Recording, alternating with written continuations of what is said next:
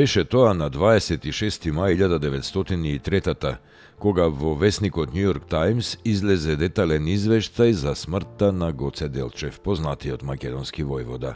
Извештаите покажуваат дека Делчев, придружуван од чета, влегол во селото Баница во близина на Серес, а за неговото присуство во селото турците разбрале од грчки шпион. Беше тоа на 26. мај 1994 година, кога весникот на албански јазик Флака Евлазеримит почна да излегува како дневен весник.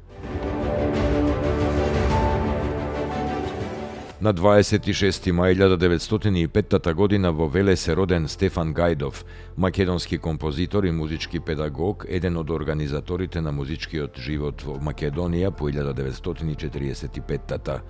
Заслужен е за ширењето на хорскиот аматеризам.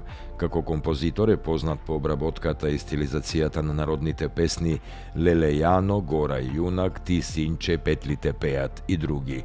По творбите Гудачки квартет во Цемол, Кончертино, автор е на 15 на учебници за средно образование. Починал во Охрид на 17 јуни 1992. На 26. мај 1986 во Скопје умре Јордан Грабуловски, академски скулптор, еден од најистакнатите македонски уметници, познат по своите дела не само во земјата, туку и во светот. Неговите уметнички реализации, проткаени со мотиви од социјална тематика, тематика од народно-ослободителната борба и тематика од повојната изградба, се траен белег и потврда на неговиот творечки потенцијал.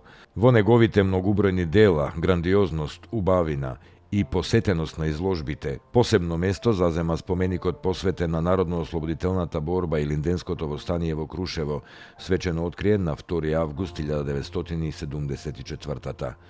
Грабуловски е роден во Прилеп на 19 март 1925.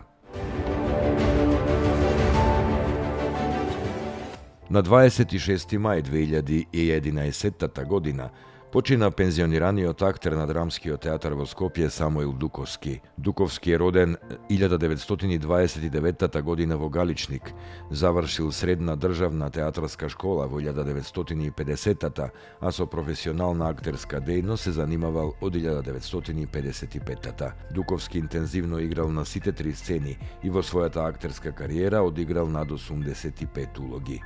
Тој се занимавал и со пишување на драмски текстови, а некои од нив биле изведени на театарските сцени.